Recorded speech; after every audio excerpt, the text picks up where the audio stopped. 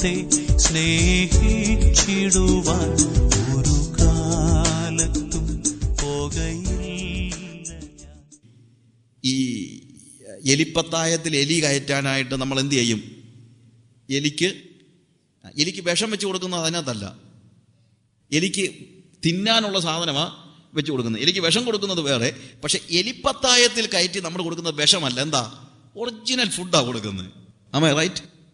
ശരിയല്ലേ? സ്നേഹം കൊണ്ടാണോ? എലിയോടുള്ള വലിയ സ്നേഹം കൊണ്ടാണോ എലിക്ക് നല്ല സ്വാദിഷ്ടമായ, എലിക്ക് ഏറ്റവും ഇഷ്ടപ്പെട്ടുള്ള ഭക്ഷണം കൊടുക്കുന്നത്? അല്ല, ട്രാപ്പ് ചെയ്യാനാ. ഇതുപോലെ പിശാച് നമുക്ക് ഓഫർ ചെയ്യുന്നത് നമ്മുടെ ജഡത്തിന് ഏറ്റവും ഇഷ്ടമുള്ള ഫുഡാണ്. ഓരോരുത്തർക്കും ഓരോ ടേസ്റ്റ് ആയിരിക്കും അല്ലേ? നമ്മുടെയൊക്കെ ടേസ്റ്റ് അനുസരിച്ച് ചിലർക്ക് കാശ് കൊടുക്കും, ചിലർക്ക് പദവികൾ കൊടുക്കും, ചിലർക്ക് സെക്ഷുവൽ റിലാക്സ് ചെയ്യാനുള്ള അവസരങ്ങൾ കൊടുക്കും. All kind of what is your taste? നിങ്ങളുടെ ജഡത്തിന്റെ ടേസ്റ്റ് എന്താണോ അതാണ് പിശാചിട്ട് വരുന്നത്. അത് കാണുമ്പോൾ നമ്മൾ പറഞ്ഞോണ്ട് I am sorry, I am busy, അങ്ങോട്ട് വരാൻ എനിക്ക് മാർഗമില്ല. കോംപ്രമൈസിന്റെ വഴി ദൈവത്തിന്റെ വഴിയല്ല എന്നുള്ളത് നമ്മൾ മനസ്സിലാക്കുക. ഞാനൊരു വലിയ വേല ചെയ്തു വരുന്നു. 4 പ്രാവശ്യം അവർ എന്നോട് ആവശ്യപ്പെട്ടു, പക്ഷെ 4 പ്രാവശ്യവും ഞാൻ അത് തന്നെ പറഞ്ഞു. 5-ാം പ്രാവശ്യം അവർ അടവ് മാറ്റുകയാണ്. 5-ാമത്തെ പ്രാവശ്യം അവിടെ നമ്മൾ 6-ാം അധ്യായത്തിന്റെ 5 മുതലുള്ള വാക്യങ്ങൾ വായിക്കുമ്പോൾ, സൻബല്ലത്ത് അങ്ങനെ തന്നെ 5-ാം പ്രാവശ്യം തന്റെ ഭൃത്യനെ തുറന്നിരിക്കുന്ന എഴുത്തുമായി എൻ്റെ അടുക്കൽ അയച്ചു. അതിലെഴുതിയിരുന്നു, നീയും യഹൂദന്മാരും മത്സരിപ്പാൻ ഭാവിക്കുന്നു, അതുകൊണ്ടാകുന്നു നീ മതിൽ പണിയുന്നത്. അവൻ പറയാണ്, താഴോട്ട് വായിക്കുമ്പോൾ നമുക്ക് മനസ്സിലാവും, അവിടെ എഴുതിയിരിക്കുന്ന കാര്യമുണ്ട്. യഹൂദയിൽ ഒരു രാജാവ് ഉണ്ടെന്ന് നീ പ്രസംഗിക്കുന്നത് കേട്ടു. ഞങ്ങൾ അവിടെ പറഞ്ഞിട്ടുണ്ട്, എന്താണ്? യഹൂദയിൽ ഒരു രാജാവ് ഉണ്ടെന്ന് അവൻ പ്രസംഗിച്ചു. അതിന്റെ അർത്ഥം നീ നിന്നെ തന്നെ രാജാവാക്കാൻ പരിശ്രമിക്കുകയാണെന്ന്. പക്ഷെ ശരിക്കും ഇവന്റെ ആത്മീയ ഭാഷയാണ്. എന്താണ് നെഹമയ പറഞ്ഞത്? We have God as our king. പക്ഷേ സൻബല്ലത്ത് പറയുന്നത് എന്താണ്? No, you are telling that you are going to become a king. ആത്മീയന്റെ ഭാഷ വളച്ചൊടിക്കാൻ പരിശ്രമിച്ചാൽ വളരെ പ്രയാസമാണ്, അല്ലേ? ഒന്നും ചെയ്യാനായിട്ട് പറ്റത്തില്ല. ഞാൻ ഈ കഴിഞ്ഞ ദിവസം കൈരളി പീപ്പിൾ TV-യിൽ എൻ്റെ ഒരു ടോക്ക് ഷോ വന്ന സമയത്ത് അവർ ചോദിച്ച ഒരു ചോദ്യമുണ്ട്. ക്രിസ്ത്യാനികൾ എന്താണ് രാജ്യം പിടിച്ചടക്കാൻ, എന്താ എല്ലാവരെയും വോട്ട് വായിച്ച് എന്തോ ഒരു ക്രിസ്തീയ രാഷ്ട്രം സ്ഥാപിക്കാനായിട്ട് പരിശ്രമിക്കുകയാണെന്നാണല്ലോ ആരോപണം. എന്താണെന്നറിയാമോ? നമ്മൾ പാടുന്ന പാട്ടൊക്കെ കേട്ടിട്ടാ, വി ആസ്ക് ഫോർ ഇന്ത്യ. എന്താ? കർത്താവെ, ഞങ്ങൾ ഇന്ത്യക്ക് വേണ്ടി പ്രാർത്ഥിക്കുന്നു, ഇന്ത്യയെ കർത്താവെ നീ കരങ്ങൾ എടുക്കണമേ എന്നൊക്കെ പ്രാർത്ഥിക്കുന്നൊക്കെ കേട്ട് നാച്ചുറലി അവർ പറയുന്നതെന്നറിയാമോ? കണ്ടോ, ക്രിസ്ത്യാനികൾ എന്തോ ഇരിക്കുന്നു. നമ്മളുടെ ആത്മീയ ഭാഷ അവർക്ക് തിരിച്ചാ മനസ്സിലാകുന്നത്, അല്ലേ? കർത്താവെ നീയാണ് ഭരണം നടത്തുന്നത് പറയുമ്പോഴത്തേക്ക് അവർ ചിന്തിക്കുന്നത് ഇത് പൊളിറ്റിക്കൽ ആണെന്നാ. No, never. ഇനി മുന്നോട്ട് പോയിക്കോട്ടെ. അതിന്റെ 10 മുതലുള്ള വാക്യങ്ങൾ വായിക്കുമ്പോൾ മറ്റൊരു കാര്യമാണ്. എന്താണെന്നറിയാമോ? അവനൊരു പ്രവാചകന്റെ അടുത്ത് ചെല്ലുകയാണ്. ഇത്രയും പ്രശ്നങ്ങളൊക്കെ ഉണ്ടായപ്പോൾ എന്നാ പിന്നെ ആരുടെ അടുത്തെങ്കിലും ഒന്ന് ചെന്ന് പ്രാർത്ഥിക്കണമല്ലോ എന്ന് വെച്ച് ഒരു പ്രവാചകന്റെ അടുത്ത് ചെല്ലുകയാണ് നെഹമയ 10-ാം അധ്യായത്തിൽ. പിന്നെ ഞാൻ മെഹത്തബലിന്റെ മകനായ ദലയാവിന്റെ മകൻ ശെമയ്യാവിന്റെ അടുക്കൽ ചെന്നു. അവൻ കഥ കടച്ചകത്തിരിക്കുകയായിരുന്നു. അവനെന്തി പറഞ്ഞു? നാം ഒരുമിച്ച് മന്ദിരത്തിനകത്ത് കടന്ന് വാതിലടയ്ക്കുക, നിന്നെ കൊല്ലുവാൻ വരുന്നുണ്ട്, അവർ രാത്രിയിൽ നിന്നെ കൊല്ലാൻ വരും എന്ന് പറഞ്ഞു. അല്പം ഒരു ആശ്വാസത്തിന് വേണ്ടി പ്രവാചകന്റെ അടുത്ത് ചെന്നതാ. ഇപ്പൊ പ്രവാചകൻ എന്താ പറയുന്നത്? അവനും പറയുന്നത് നിന്നെ കൊല്ലാൻ വരുന്നുണ്ടെന്നാ. പക്ഷെ ഇവൻ പറയുന്നത് എന്നറിയാമോ? എന്നെ പോലെയുള്ള ഒരാൾ ഓടിപ്പോകുമോ? That will never happen. Hallelujah. കർത്താവ് എന്നെ അയച്ചു കഴിഞ്ഞിട്ട് ഏത് പ്രവാചകൻ പറഞ്ഞാലാ പ്രവാചകൻ പറയുന്നത് കേട്ട് എനിക്ക് പോകാൻ പറ്റുമോ? ഇല്ലേ? എനിക്ക് ഇട്ടേച്ച് പോകാൻ പറ്റുമോ? ഒരു പ്രവാചകൻ എന്ന് പറഞ്ഞാൽ ഒരിക്കലും പറ്റത്തില്ല. കാര്യം എനിക്ക് ബോധ്യമുണ്ട്, നല്ലൊരു ഉപദേശം കൊടുക്കുന്നതായിട്ടാ. എന്താ? നമുക്ക് മന്ദിരത്തിൽ ചെന്ന് അവനകത്ത് കയറി ഒളിച്ചിരിക്കാം. പക്ഷെ താഴോട്ട് വായിക്കണം മനസ്സിലാക്കുന്ന, ഇവൻ കൂലി വാങ്ങി, അവിടെ എഴുതിയിരിക്കുന്നതാണ്, അവൻ ഇതിനു വേണ്ടി അവരോട് കൂലി വാങ്ങിച്ചിരുന്നെന്ന്. അപ്പൊ കൂലി വാങ്ങിച്ച് പ്രവചിക്കുന്ന പ്രവാചകന്മാരും ഉണ്ട്, ഇല്ലേ? എല്ലാ പ്രവാചകന്മാരും അവനെ ഭയപ്പെടുത്താൻ നോക്കുകയാണ്. നമ്മൾ 11-ാം സങ്കീർത്തനം വായിക്കുമ്പോൾ അവിടെ പറയുന്ന, ഇതുമായിട്ട് ബന്ധപ്പെട്ട് പറയുന്നതായ ഒരു കാര്യമുണ്ട്.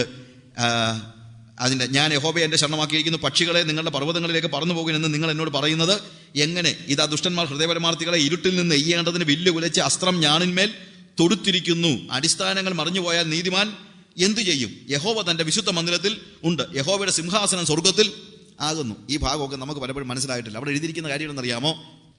ഈ സങ്കീർത്തനക്കാരൻ്റെ അടുത്ത് ഒരാൾ വന്നിട്ട് പറയുകയാണ്. എന്താ പറയുന്നത്? നീ എന്ത് ചെയ്തോണം? ഓടിപ്പോണം, പക്ഷികളെ നിങ്ങളുടെ പർവ്വതങ്ങളിലേക്ക് പറന്നു പോകുവിൻ. അല്ലെങ്കിൽ അതിന്റെ അർത്ഥം ഇതാണ്, ഒരു പക്ഷി എന്നതുപോലെ നീ എങ്ങനെയെങ്കിലും പറന്നു പൊക്കോണം. കാര്യം എന്നാണെന്നറിയാമോ? ദുഷ്ടന്മാർ ഹൃദയപരമാർത്ഥികളെ ഇരുട്ടെയ്യേണ്ടതിന് വില്ല് കുലച്ച് അസ്ത്രം ഞാണിന്മേൽ വെച്ചിരിക്കുന്നു. ഇനി ഒരു നിമിഷമേ ഉള്ളൂ, പെട്ടെന്ന് പൊക്കോണം, ഇവിടുന്ന് രക്ഷപ്പെട്ടോണം, അല്ലെങ്കിൽ നിന്നെ കൊന്നുകളയും.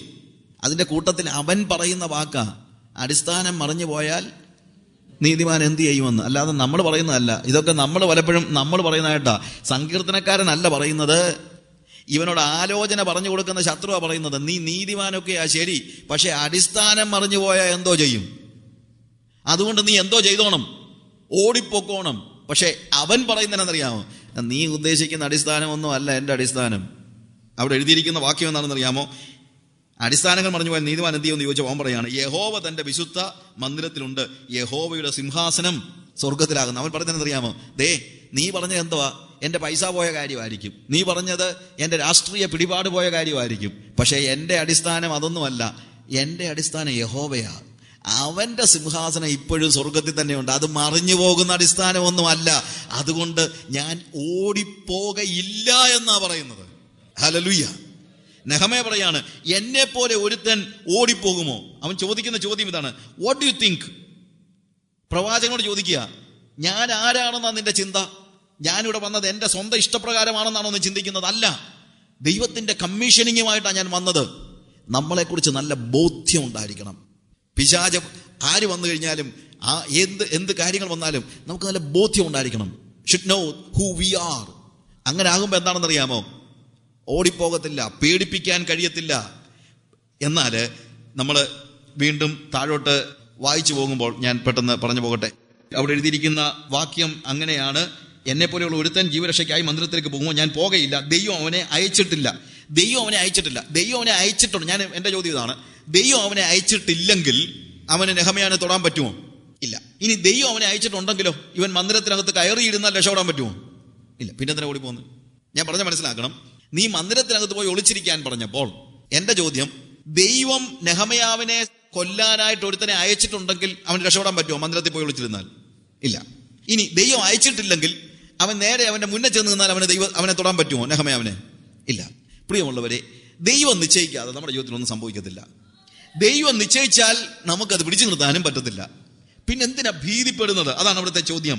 എന്നിട്ട് 13-ാമത്തെ വാക്യത്തിൽ, ഞാൻ ഭയപ്പെട്ട് അങ്ങനെ പ്രവർത്തിച്ച് പാപം ചെയ്യേണ്ടതിനും എന്നെ ദുഷിക്കത്തക്കവണ്ണം അപവാദത്തിന് കാരണം കിട്ടേണ്ടതിനും അവന് കൂലി കൊടുത്തിരുന്നു.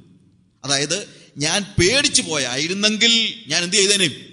പാപം ചെയ്തേനെ. കാര്യം ഭീരുക്കൾ സ്വർഗരാജ്യം അവകാശമാക്കുകയില്ല എന്നാണ് പറയുന്നത്. ഭീരുക്കൾ സ്വർഗരാജ്യം അവകാശമാക്കുകയില്ല. ധീരന്മാരുടെ ഒരു ലോകമാണ്, ധീരന്മാരുടെ ഒരു മിഷനാണ് ദൈവത്തിൻ്റെ മിഷൻ എന്ന് പറയുന്നത്. ഇനി അടുത്ത വാക്യം 15-ാം വാക്യത്തിൽ ഇങ്ങനെ, മതിൽ 52 ദിവസം കൊണ്ട് പണി തീർത്തു. നോക്കുക, ഇവരാദ്യം ചോദിച്ചൊരു ചോദ്യമുണ്ട്, വെന്ത് കിടക്കുന്ന ചണ്ടിക്കൂമ്പാരങ്ങളിൽ നിന്ന് കല്ല് ജീവിപ്പിക്കുമോ? Will they restore things? അവരിത് യഥാസ്ഥാപനപ്പെടുത്തുമോ? നടക്കത്തില്ല എന്നാണ് അവർ പറഞ്ഞത്. പക്ഷേ ഇൻ 52 days 52 ദിവസം കൊണ്ട് മതിൽ പണി തീർത്തു. അത് കണ്ടിട്ട് അവിടെ അതിന് താഴെ പറഞ്ഞിരിക്കുന്നത്, ഞങ്ങളുടെ ചുറ്റുമുള്ള ജാതികൾ അത് കണ്ടിട്ട് ആകെ ഭയപ്പെട്ട അവർ തങ്ങൾക്ക് തന്നെ അല്പന്മാരായി തോന്നി. ഈ പ്രവൃത്തി ഞങ്ങളുടെ ദൈവത്തിൻ്റെ സഹായത്താൽ സാധ്യമായി എന്ന് അവർ ഗ്രഹിച്ചു. ഇതുവരെ നെഹമ്യാ പറഞ്ഞു, നമ്മുടെ ദൈവത്തിൻ്റെ കൈ നമ്മോടുകൂടെ ഉണ്ട്, അതുകൊണ്ട് നമ്മൾ മതിൽ പണിയും. ഇതുവരെ ആരാ അത് പറഞ്ഞത്? നെഹമ്യാ. പക്ഷെ മതിൽപ്പണി തീർന്നപ്പോൾ അവൻ്റെ ശത്രുക്കളായ ജാതികൾ പറയുകയാണ്, ഇത് പണിതതിൻ്റെ അർത്ഥം അവരുടെ ദൈവത്തിൻ്റെ കൈ അവർക്ക് അനുകൂലമാണെന്നാ. ഇന്നലെ വരെ നമ്മൾ പറഞ്ഞ അവകാശവാദം ഇന്ന് ജാതികൾ അക്സെപ്റ്റ് ചെയ്യുന്നതാ കാണുന്നത്. അവർക്ക് അവർ ദുർബലന്മാരായി തോന്നി. കഴിഞ്ഞ ദിവസം പണിയാൻ തുടങ്ങിയപ്പോൾ എന്താ പറഞ്ഞത്? ഈ ദുർബലന്മാരായ യഹൂദന്മാരെന്ന് പറഞ്ഞു. പക്ഷെ ഇപ്പോഴെന്താ പറഞ്ഞിരിക്കുന്നത്? അവർ പറയുന്നത്, അയ്യോ നമ്മൾ ദുർബലന്മാരാണേ അല്ലേ. ഒരിക്കലും സാധ്യമല്ല എന്ന് ചിന്തിച്ചിരുന്നതായ പണിയാണത്. ഒരിക്കലും സാധ്യമല്ലെന്ന് ചിന്തിച്ചിരുന്നത്. അതുകൊണ്ട് അവർ ചോദിക്കുന്നത്, വെന്ത് കിടക്കുന്ന ചണ്ടിക്കൂമ്പാരങ്ങളിൽ നിന്ന് കല്ല് ജീവിപ്പിക്കുമോ? ഇവിടെയുള്ള ഗാർബേജ് എല്ലാം കൂടെ കൂട്ടിയിട്ട് കത്തിച്ചാൽ അതിനകത്തുനിന്ന് ഷെയ്പ്പത്തെ ഒരു കല്ല് ഇറങ്ങി വരുമോ? ഇവിടെയുള്ള ചവറെല്ലാം കൂടെ, മുനിസിപ്പാലിറ്റിയുടെ ചവർ കത്തിച്ചു കഴിഞ്ഞാൽ അതിനകത്തുനിന്ന് നല്ല ഷെയ്പ്പൊത്ത കല്ല് ഇറങ്ങി വരുമോ? ഇല്ല. ചാരമല്ലാതെ വേറെ ഒന്നും കിട്ടത്തില്ല. എന്നതുപോലെ അവരുപയോഗിച്ച വാക്കതാണ്, എന്നതുപോലെ യാതൊരു രീതിയിലും പ്രതീക്ഷയ്ക്ക് വകയില്ലാത്തതായ യഹൂദന്മാരായ ഈ ആളുകൾ, അവരെത്ര പരിശ്രമിച്ചാലും രക്ഷപ്പെടാൻ കഴിയുകയില്ല എന്ന് ചിന്തിച്ചിരുന്നതായ സാഹചര്യത്തിൽ വെന്ത് കിടക്കുന്ന ചണ്ടിക്കൂമ്പാരം പോലെ, അല്ലെങ്കിൽ അതിൽ നിന്ന് കല്ല് ഉയർന്നു വരാത്തത് പോലെ അവിശ്വസനീയമായ കാര്യം. 126 സങ്കീർത്തനത്തിൽ ഇതിൻ്റെ പണി കഴിഞ്ഞപ്പോൾ അവർ പറയുന്ന ഒരു കാര്യമുണ്ട്. യഹോവ സിയോന്റെ പ്രവാസികളെ മടക്കി വരുത്തിയപ്പോൾ ഞങ്ങൾ സ്വപ്നം കാണുന്നവരെ പോലെയായിരുന്നു. അന്ന് ഞങ്ങളുടെ വായിൽ ചിരിയും ഞങ്ങളുടെ നാവിൽ ആർപ്പും നിറഞ്ഞിരുന്നു. യഹോവ അവരിൽ വൻകാര്യങ്ങളെ ചെയ്തിരിക്കുന്നുവെന്ന് ജാതികളുടെ ഇടയിൽ അന്ന് പറഞ്ഞു. നെഹമയാ പോലും വാസ്തവത്തിൽ ഇത്രയും പെട്ടെന്ന് തീരുമെന്ന് ചിന്തിച്ചിട്ടില്ലെന്ന് അതിൻ്റെ അർത്ഥം. യഹോവ സിയോന്റെ പ്രവാസികളെ മടക്കി വരുത്തിയപ്പോൾ ഞങ്ങൾ എന്താണ്, it was just like A dream. നമ്മൾ ചിലപ്പോൾ പറയുമല്ലോ, സ്വപ്നത്തിൽ പോലും നടക്കത്തില്ലെന്ന് ചിന്തിച്ച കാര്യം സ്വപ്നത്തിലെ പോലെ ആയിപ്പോയല്ലോ. റെസ്റ്റോറേഷൻ ദൈവം റെസ്റ്റോർ ചെയ്യുമ്പോണ്ടല്ലോ പെർഫെക്റ്റ് ആയിരിക്കും, പെർഫെക്റ്റ്. ഒരു കാർ കമ്പനിയുടെ ഒരു പരസ്യം ഞാൻ ഒരിക്കൽ കണ്ടതാണ്. ഒരു കാർ ഇടിച്ചങ്ങ് തകർന്ന് നാശമായി പോയി. അത് ടോ ചെയ്ത് ഒരു കമ്പനിയിൽ കൊണ്ടുപോയി. എന്നിട്ട് അത് തിരിച്ച് കൊടുത്തപ്പോൾ അവര് ആ കാറിന്റെ ലേറ്റസ്റ്റ് മോഡലായിട്ടാണ്, ഇടിച്ചു തകർന്നത് ഒരു പഴയ മോഡലാണ്, തിരിച്ച് പണിത് കൊടുത്തപ്പോൾ ആ കമ്പനി ആ കാറിന്റെ ലേറ്റസ്റ്റ് മോഡലായിട്ടാണ് പണിതിറക്കി കൊടുത്തത്. അപ്പോൾ ഒരു ട്രാഫിക് സിഗ്നലിൽ ഇവൾ കൊണ്ട വണ്ടി നിർത്തി കഴിഞ്ഞപ്പോൾ നേരെ അപ്പുറത്ത് അവളുടെ കൂട്ടുകാരി കൊണ്ട വണ്ടി നിർത്തുക. അപ്പോൾ അവൾ നോക്കിയപ്പോൾ ഒരു പുതിയ കാറ്. എന്നിട്ട് അവൾ ഇങ്ങനെ ഗ്ലാസ് തുറന്നിട്ട് ചോദിച്ചു, ഹായ് അനിറ്റ, ഈ നീ കാർ, നീ ഒരു പുതിയ കാർ വാങ്ങിച്ചല്ലേ? പക്ഷേ അവൾ മനസ്സിലാക്കുന്നില്ല എന്താണ്, ഇടിച്ചു തകർന്ന പഴയ മോഡൽ കാറാണ് ഇപ്പോൾ ഈ പുത്തൻ മോഡലായിട്ട് വന്നിരിക്കുന്നത് എന്ന് മനസ്സിലാക്കിയില്ല. ഒരു കാറ് നന്നാക്കുന്ന ഒരു കമ്പനിയുടെ പരസ്യം. പക്ഷെ ഞാനത് വായിച്ചപ്പോൾ ആലോചിച്ചു, ഇതുപോലെ ഇസ്രായേൽ മക്കളുടെ ആ നീരസത്തിന്റെ ലോകത്തിൽ കിടന്ന ഞങ്ങൾ ഒരു പ്രവാചകനെയും കാണുന്നില്ലെന്ന് പറഞ്ഞു കഴിഞ്ഞാൽ റെസ്റ്റോറേഷൻ അസാധ്യമാണെന്ന് ചിന്തിച്ചിരുന്ന ആ ദുർബലന്മാരായ യഹൂദന്മാർ, ചണ്ടിക്കൂമ്പാരങ്ങളെ പോലെ ആളുകൾ നിന്ദിച്ചിരുന്നവരായ ആളുകൾ, ഇതിൽ നിന്ന് ഇത് കത്തിച്ചാൽ കല്ല് ജീവിക്കുമോ എന്ന് നിന്ദിച്ച് ചോദിച്ച ആളുകൾ, അവരുടെ റെസ്റ്റോറേഷൻ കണ്ടു കഴിഞ്ഞപ്പോൾ ഇവിടെ ന്യൂ കാർ എന്ന് പറയത്തക്ക രീതിയിൽ സ്വപ്നത്തിൽ പോലും കാണാത്ത പെർഫെക്ഷനിലാണ് ദൈവം അവരെ റെസ്റ്റോർ ചെയ്തത്. പ്രിയമുള്ളവരെ, നമ്മുടെ ജീവിതം എത്ര തകർന്നതാണെങ്കിലും, നമ്മുടെ സഭ എത്ര തകർന്ന് തരിപ്പണമായി നമ്മൾ ചിന്തിച്ചാലും, ഇവിടെ ഇനി ഒരിക്കലും വിശുദ്ധി തിരികെ വരത്തില്ലെന്ന് നമ്മൾ ചിന്തിച്ചാലും, ദൈവം റെസ്റ്റോർ ചെയ്യുകയാണെങ്കിൽ നമ്മുടെ സ്വപ്നങ്ങൾക്കപ്പുറത്തായിരിക്കും ഈ റെസ്റ്റോറേഷൻ എന്നുള്ളത് നമ്മൾ മറന്നു പോകരുത്. ഹല്ലേലൂയ. നമുക്ക് നമ്മുടെ കണ്ണുകളെ അടയ്ക്കാം. ഒത്തിരി കാര്യങ്ങൾ എനിക്കിനി വീണ്ടും പറയാനുണ്ട്. പക്ഷെ ഞാനിവിടെ എൻ്റെ വാക്കുകളെ അവസാനിപ്പിക്കുകയാണ്. Restoration is possible. റെസ്റ്റോറേഷൻ, യഥാസ്ഥാപനം സാധ്യമാണ് എന്ന് ഇന്ന് രാത്രി നമ്മൾ മനസ്സിലാക്കണം. ആ യഥാസ്ഥാപനത്തിനായി നമ്മൾ ദൈവത്തിൻ്റെ സന്നിധി നമ്മളെ തന്നെ ഭരമേൽപ്പിക്കുകയാണെങ്കിൽ നമ്മുടെ സഭയെ ഒരു വിശുദ്ധ സഭയായി പണിയുവാൻ നമുക്ക് കഴിയും. അതിനാദ്യം ആവശ്യമായിരിക്കുന്നത് ലോകത്തെ പുറത്തു നിർത്തുവാൻ വേണ്ടി ഒരു മതില് പണിയുക എന്നുള്ളതാണ്. ഇന്ന് രാത്രിയിൽ നമ്മുടെ സഭയുടെ യഥാസ്ഥാപനം, എൻ്റെ ജീവിതത്തിലെ ഒരു യഥാസ്ഥാപനം, ദൈവത്തിൻ്റെ നീരസത്തിൻ്റെ ലോകത്ത് നിന്ന് കർത്താവിൻ്റെ പ്രസാദത്തിൻ്റെ ലോകത്തിലേക്ക് കയറുവാൻ, അവിടെ താഴെ പറയുന്നു, എൻ്റെ ദൈവമേ, നിന്റെ ജനം നിന്നിൽ ആനന്ദിക്കേണ്ടതിന് നീ ഞങ്ങളെ വീണ്ടും ജീവിപ്പിക്കയില്ലയോ? ഇതുവരെ നമ്മൾ ആനന്ദിച്ചത് വേറെ പല കാര്യങ്ങളില്ല. കർത്താവ് നമുക്ക് തന്ന കാറിലോ, കർത്താവ് നമുക്ക് തന്ന വീടിലോ, കർത്താവ് നമുക്ക് തന്ന സഭാഹോളിലോ, കർത്താവ് നമുക്ക് തന്ന ആൾക്കൂട്ടത്തിലോ ഒക്കെ ആയിരിക്കും നമ്മൾ സന്തോഷിച്ചത്. എന്നാൽ ദൈവം റെസ്റ്റോർ ചെയ്യുമ്പോൾ പിന്നെ നമ്മൾ ആനന്ദിക്കുന്നത് ഒരേ ഒരു കാര്യത്തിലായിരിക്കും, നിന്നിൽ ആനന്ദിക്കുവാൻ. ഹല്ലേലൂയ. അതാണ് റെസ്റ്റോറേഷന്റെ ഏറ്റവും വലിയ തെളിവെന്ന് പറയുന്നത്. ശരിയായിട്ട് യഥാസ്ഥാപനം നടത്തി കഴിഞ്ഞാൽ നമ്മുടെ സഭയിൽ ഓരോ വ്യക്തിയും പിന്നെ ആനന്ദിക്കുന്നത് യഹോവയെങ്കിൽ മാത്രമായിരിക്കും. നമുക്ക് കണ്ണുകളെ അടച്ച് ദൈവസന്നിധിയിൽ പറയാൻ പറ്റുമോ, കർത്താവേ, എൻ്റെ സഭയെ, എൻ്റെ കുടുംബത്തെ, എൻ്റെ ജീവിതത്തെ ഞാനൊരു വിശുദ്ധ സഭയായി, ഒരു വിശുദ്ധ കുടുംബമായി, ഒരു വിശുദ്ധ ശക്തിയായി, വിശുദ്ധ വ്യക്തിയായി രൂപാന്തരപ്പെടുത്തുവാൻ ആഗ്രഹിക്കുകയാണ്. ലോകത്തെ എൻ്റെ പടിക്ക് പുറത്തു നിർത്തുവാൻ ആഗ്രഹിക്കുകയാണ്. മഹാപുരോഹിതന്റെ ബ്രസ്റ്റ് പ്ലേറ്റില് ഹോളി അൺടു ദ ലോർഡ് എന്ന് എഴുതിയിരിക്കുന്നത് പോലെ എൻ്റെ നെഞ്ചത്ത് ഞാൻ എഴുതി വെക്കാൻ ആഗ്രഹിക്കുക, കർത്താവേ, ഞാൻ യഹോവയ്ക്ക് വിശുദ്ധൻ. എൻ്റെ കൈകളിൽ ഞാൻ എഴുതി വെക്കാൻ ആഗ്രഹിക്കുക, ഞാൻ യഹോവയ്ക്ക് വിശുദ്ധൻ. എൻ്റെ സഭയില്, എൻ്റെ സഭയുടെ എല്ലാ മാർക്കിലും ഞാൻ എഴുതി വെക്കാൻ ആഗ്രഹിക്കുകയാണ്, ഇത് യഹോവയ്ക്ക് വിശുദ്ധം, എൻ്റെ സഭ യഹോവയ്ക്ക് വിശുദ്ധം. അശുദ്ധമായത് ഒന്നും ഇതിൽ പ്രവേശിക്കുകയില്ല.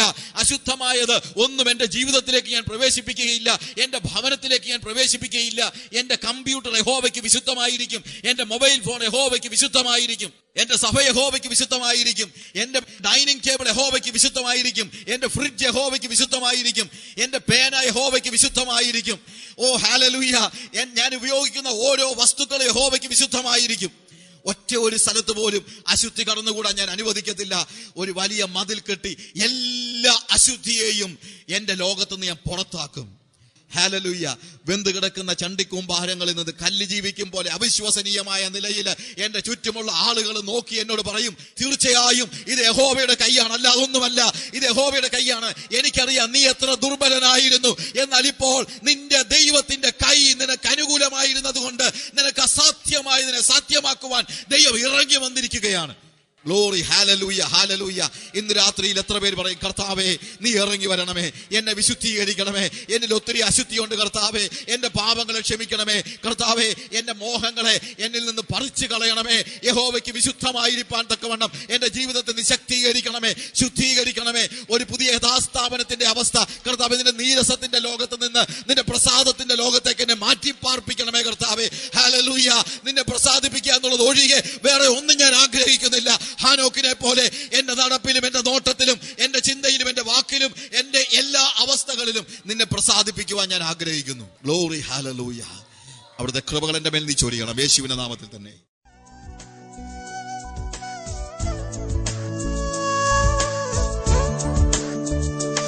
എനിക്കായൊരു തമസമ്പത്ത് സ്വർഗരാജ്യത്തിൽ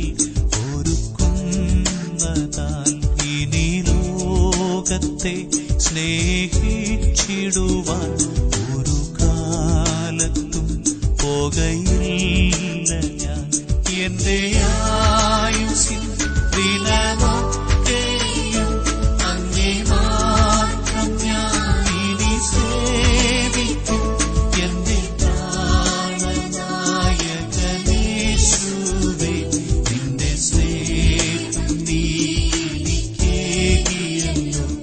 എന്റെ പ്രാണനായകനേശുവേ, നിന്റെ സ്നേഹം നീരിക്കേകിയല്ലോ.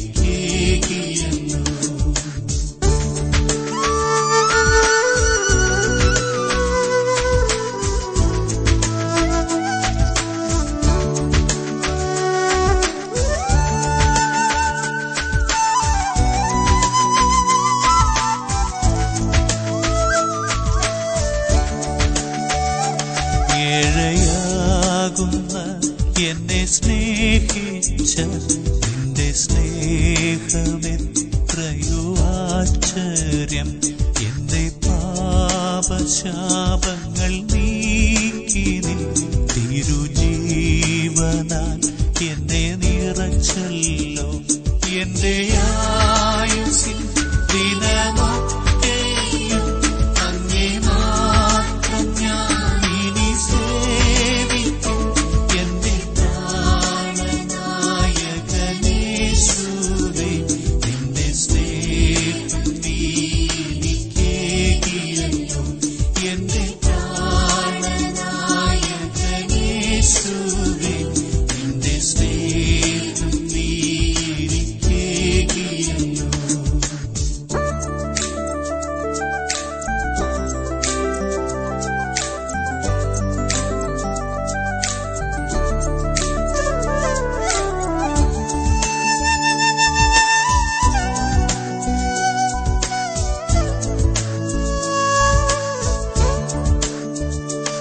എന്റെ ദേഹവും തിരുവാലയമായി നിന്റെ ആത്മാവേ എനിക്കേകിയതാൽ തിരുനാമത്തിൻ മഹത്വത്തിനായി